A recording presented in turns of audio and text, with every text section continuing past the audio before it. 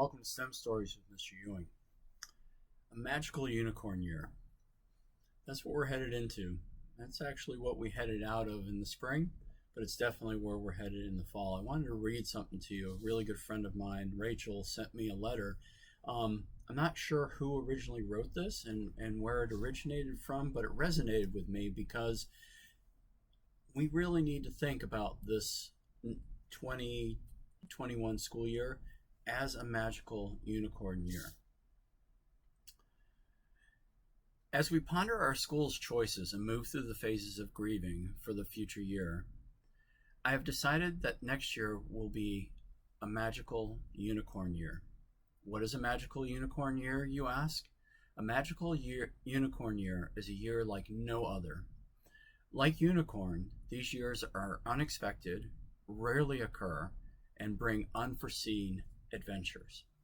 Naming the 2021 academic year in this way is allowing me to accept the world in which we have been thrown into and also prepare for the unanticipated. As an educator, I recognize that this year cannot in any way resemble a traditional year of instruction. Our schools and universities are rightly focused on the logistics that will keep us safe and healthy as possible. Providing meals to those who need them, considering the number of students on buses, determining the frequency of cleaning, ensuring access to technology. Until these needs are met, effective learning cannot be experienced.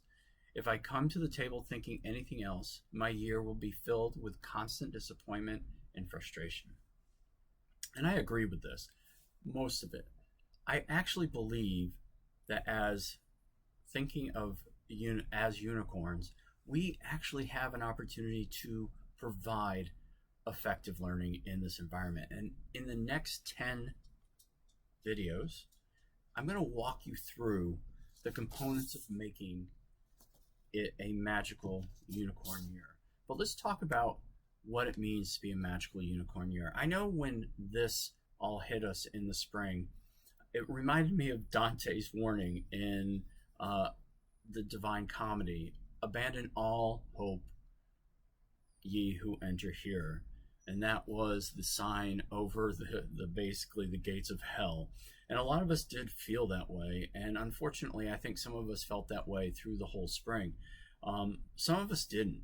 And some of us really started to think about how we can transform education in this environment of virtual learning.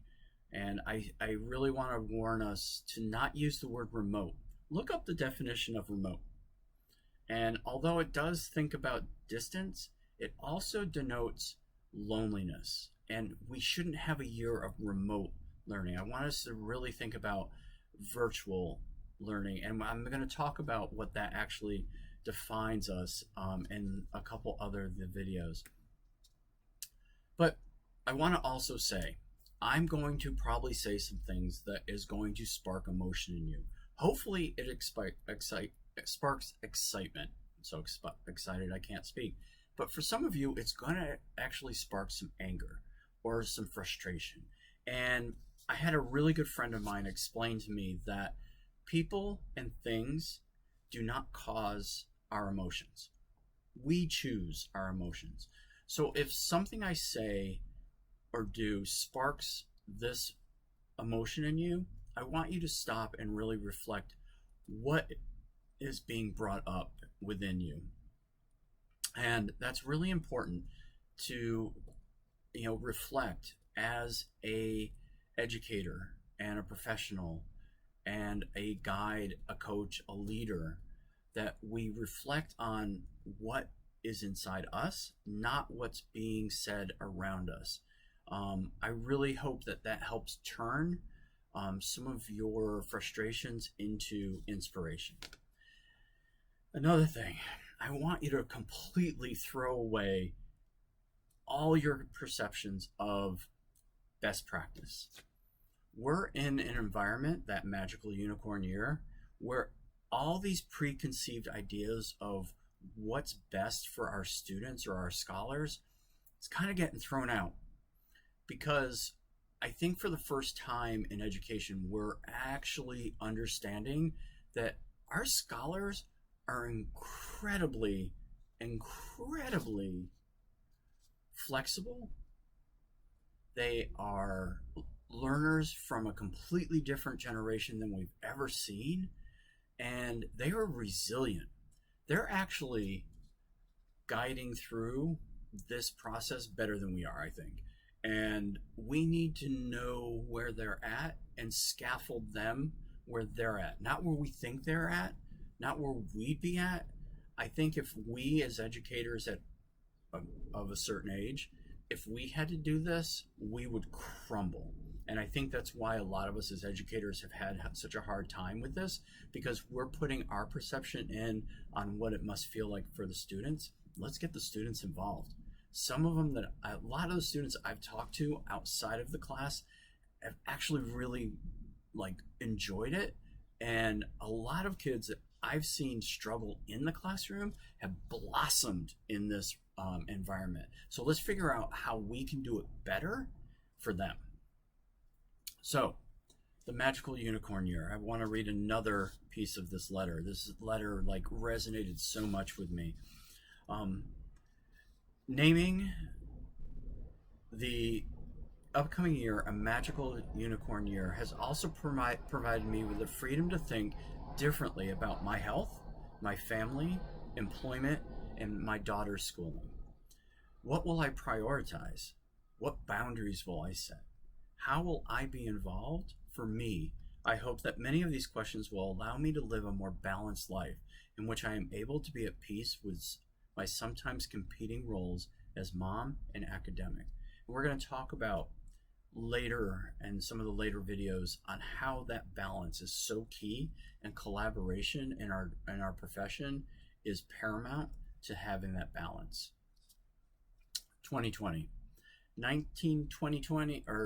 2019-2020 school year, I think we all did a good job, but I think all of us could have done a great job if we had had the right tools. And hopefully I'm going to be providing you with some of these tools to help you do an amazing job. So taking that light bulb out from outside 2020 and putting it in, putting that light bulb of innovation, that light bulb of inspiration, and that light bulb of doing amazing work so that we can have amazing scholars. Because you know what?